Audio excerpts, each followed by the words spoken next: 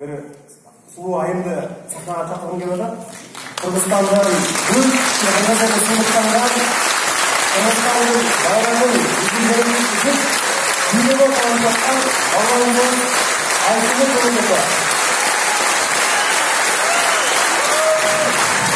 Aslında adamın soğuklarına özgü soğuk kaynaklarına dayangan yüzün yerine biz şu bir gün vakıtсын şu oşlarına bölüsün abdan сұрадық. Айсұлуға шақырып абдан көп, бірақ бөлінен бас тартып, бірақ біз Айсұлудан сұрамадық, Айсұлудағы жоқ деуге келдік. Мен бір еле мисалды айтып қалғым келеді да, өжерлік үшін, мақсатқа жетіш үшін ұмтылуының бір белгісі. Мына барымыз спикерлер ертемен ұшып кетті ауыз. Кетсек, Айсұлу айтады, сағат 2-де жол ұшуыз, біз 8-де ұштық, 9-да Бішкекте ұшта болып қалдық. Айсұлу айтады, маға мен стадионға ашым керек деп барып, ал жол ұшуға кейін стадионды жаңғырда 1-2 саат чурқап ошол жерде. Көрдүңөрбү, бул убакытты туура пайдалануу, анан максатка жетүүгө болгон умтулууну карап. Мен айттым, мен болсом келип жол ұшса 2-ге келип, 2-ге бирге көп жайып отуруп туралдым. Бизге саясатты сүйлөшүп отурмакпыз да, бирок Айсулудан биз баарыбыз үлгү алсак болот. Анда сөз Айсулуда, Айсулуга суроо жоопко дагы даярдасаңар, балким көбүрөөк убакыт беребиз. Рахмат.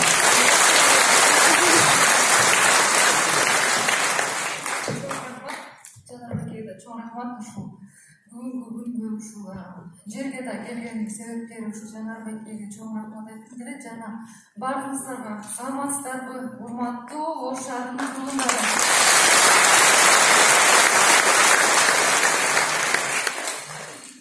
Чындыгын айтканда абдан толкунуп жатам. Ушул жака чыгып келатканда жүрөгүм лакылдап чыкты. Мисалы көп ареналарга чыгып жүрөм, мынчалык толкунданбайм.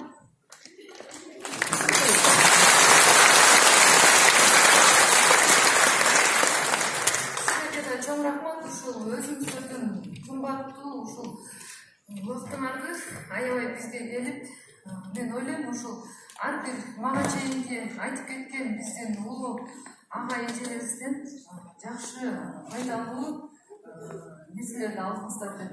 Ал эми мен болсо айтып кетерим, бул мен өзүм спортчу болгондон кийин спортто абдан жеңил болгон жок. Ушул жол мен эми азыркы ийгилик жолу деп турат, бирок мисалы мен өзүм толугу менен ушул алдыга койгон максатыма мен жете элекмин да. Бирок ошол максат менен башындагы тилектин ортосунда турам да. Ошондуктан сиздерге дагы ушунча кыргыз эли мени канча жакка чыкпайын абдан колдоп жүрөсүңөр. Сиздерге чоң рахмат.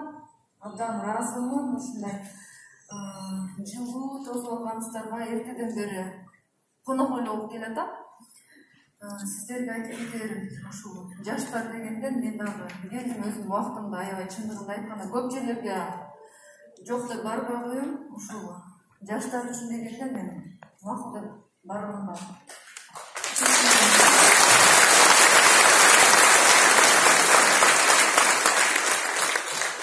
Мисалы мен деле ушул айылда өсүп чоңойгом, ошондуктан ар бир жашка айтып кетерим, бул эң негизги адам өзүнө өзү ишениш керек жүрөгү менен.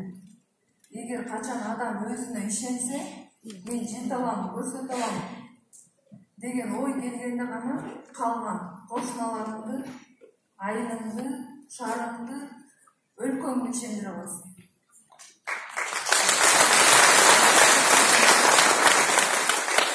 Ошондуктан мен жаш кезимде 16 жашымда абдан кеч баштагам, мен спортто бул абдан кеч возраст. Негизги 6 жаш, 7 жаштан баштаса, мен ойлойм, может башка дагы бийликтерди да багындырмак, бирок ушул Алла Тааланын буйруп, ушул убакытка мен ушул күнгө туш келдим. Буга дагы абдан ыраазымын. Ошондуктан ар бир адам эмне максат алдына коюп атканын ошону туура билиш керек. Анан эмнени каалап жатканын. Мисалы адамдардын баары мага чейин айтып кетти, биздин жакшы инсандарыбыз көбү адашат да, туура убакытты пайдаланбай, жана ошондой эле мисалы профессия тандоого келгенде ар бирөө адашат. мисалы мен коркобосун мисалы бул университетте жакшы өттү, аябай популярдуу болуп атты. Жол болсо дагы бирөөнүн баласы, кызы тапшырыптыр деген ойго келбестен, чындыгында сен өзүң жан дүнүң менен ким болгуң келет, сен өзүң эмнени каалайсың жүрөгүң менен, ошол нерсени тандашың керек. Ошондо гана сен, мисалы мен спортты тандадым. Мисалы көп жака баргым келген, бирок мен өзүм жүрөгүм менен тандаган бул спорт болду, күрөш. Ошондуктан мен бүт оюмду, жумушумду бүт алып жүргөн, кийингеним, тамак ичкеним бардыгы мен ошол спортко арнайм да. Туура тамак ичем, убагында тамак ичем, убагында жатышым керек. Убагында китеп окуш керек. Ойлогула спорт десе эле, бул чындап деле чуркап эле жатсам мен бардыгы боло берет деп андай эч качан болбойт. Ошондуктан эң биринчи окуш керек. Бул өзүңөрдүн мээңерди сугарып турушуңар керек. Мээ деле ошондо кургап кетет эгер китеп окуп алсаңар. Мисалы ойлоп турбу. Мен окуйм. Тренажерный залга барсам, машыкса эле мен чемпион болуп кетем же. Дагы бир аябай активдүү адам болуп кетем деп. Андай болбойт. Ошондуктан эң негизгиси бул билим алыш керек. Буга чейин көп айтылып кетип атат, китеп окуш керек. Бул эң негизги, бул китеп. Китеп аркылуу адам гана өзүн оңдой алат, өзүн туура жолго багыттай алат. Ошондуктан мисалы мен деле мага деле жакпайт да, мен өзүм билем да, өзүмдүн ишиге келсин. Бирок мен билем, китеп окуш керек. Анткени ал мага керек. Мен ушул өзүмдүн максатыма жетиш үчүн мен туура китеп окушум керек. Мисалы психологиялык жактан мага аябай муктажмын. Ошондуктан мен бизде азыркы учурда ар бир спортчулар менен жанымда психолог жүрбөйт. Ошондуктан мен өзүмдү психологиялык жактан мен өзүмдү өнүктүрүү үчүн мен китептен эле гана пайдалуу нерселерди китептен эле окуй алам да. Ошондуктан силерге да айткым келет, убактыңыздарды туура колдонуңуздар, китеп окуңуздар. Телефон аркылуу деле туура нерселерди көрсө болот, окуса болот. Ошол сайттарга кирип деле электрондук вариантта деле китептерди печать этип окусаңыздар болот. Чоң рахмат Айсулуу. Менин оюмча сизге азыр жалган суроо көп болот да. Ошон үчүн суроо жок деп коелу, туура көрсөң. Суроо жок кызык турат. Айсулуу. Бул жакта барбы? Микрофон бар кайда? Саламатсызбы? Айсулуу эже саламатсызбы? Мен бuyakta. Bu çakta. Саламатсызбы Айсулуу эже, атым Айжаркын Заирова. Сизге суроом, бул адамдын ийгиликке жетүү жолундагы негизги бул алдына койгон максаттары кандай болуш керек? Жана сиздин жашоодогу эң чоң максатыңыз кандай?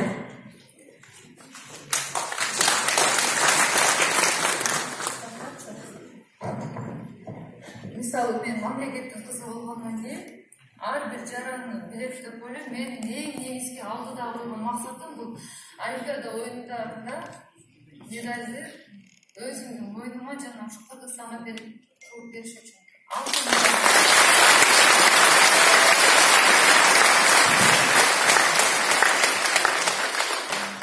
Буга чейин 2016-жылда мен Олимпиада оюндарына катыштым. Ал жактан ушул буйрукка жараша бул нерсе ушул жашоодо болуп жаткан нерсенин баары бул Алла Тааланын буйругунан. Эгер буйруп койсо, мен ошол күнү медальды да тагып калмакмын. Ал жерде мен күчүм дагы бар, бүт жагынан формага да келгем, ушундай дайын келгем. Бирок Алла Таала буйруп койгон жок, ушу болбогон жерден мен да утулуп калдым да. Ошондуктан биринчиден Алла Тааланан сураш керек өзү. Анан туура жол менен багытташкым керек өзүмдү. Мисалы, максат коюп алып эле сен эч кандай кыймыл аракет жасабасаң, сен ал максатка жетпейсиң. Ошондуктан сен эмгектенишиң керек. ошол максатыма жумшашым керек. Мисалы менде деле абдан кызыктуу, азгырыктуу күндөр абдан чоң көп болот. Менин подружкаларым күндө жолугушат, күндө киного барышат, паркка барышат. Кандай гана жерлерге барып эс алышпайт. Мен деле эс алгым келет, мен деле баргым келет. Бирок мен өзүм максатым бар, ошо максатым үчүн мен ал жака барбайм. Мен деле жеке жашоо куруп, мисалы ошо 2016-дан кийин курайын деген оюм бар болчу, бирок мен ушу кыргыз элине сөз берип койгом. Өзүмө да сөз бергем, ушул күнгө чейин мен ушунча эмгек кылып келип, мен до конца жетем деп мен 2020-га дагы максат коюп.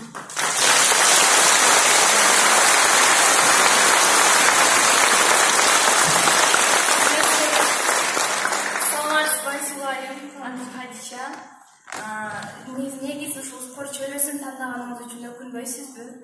Андан кийинки суроо, аял зат үчүн негизи эле спорт чөйрөсү татаал. Анан алдыңыздагы болгон кыйынчылыкты кантип жеңип ушул күнгө жеткенсиз?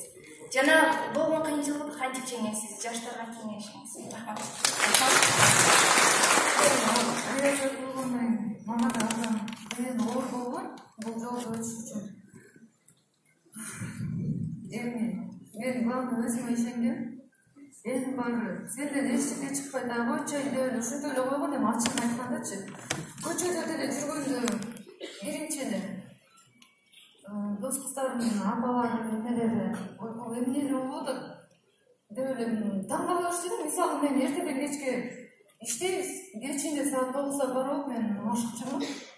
Бирок мен анда профессионалдык түрдө машыкчы эмесмин. Бирок мен өзүм билчимде ошо кийин ушундай убакыт келет, мен барып элге көрсөтөм, элге көрүнөм дегенчи. Мен ошол кичинекей кезимден эле окуй элек кезимден эле мен билем ушул окууга качан барам деп аябай шашчым да. Ушул окууга барганда мен биринчи класска барганда ушундай ой келген. Мен 11 жыл ушул окууда 11 жылым ушунча кетип калабы депчи. Мен эртерээк эле шаарга кетким келебичи, эмнегедир мындай алдыга эле кетким келебичи, ушул жерде жашагым келчү менинчи. Мисалы ар кимди өзүнүн айылына тартат, өз жерине тартат, жүргөн жерине тартат. Бирок мени эмнегедир алдыга биктикке тартчу да. Анан ушул спортту мен эч качан өнүкпөйм. Ушу канча жыл жашатса деле билбейм, ушул спортто эле тандайт болушум керек. Мен ушул спортту басып өткөнүмө эч өкүнбөйм. Ушул спорт аркылуу мен ушундай сиздердин алдыңыздарда турам. Канча жерди көрүп атам, элди көрүп атам. Ушунча көп жакшы.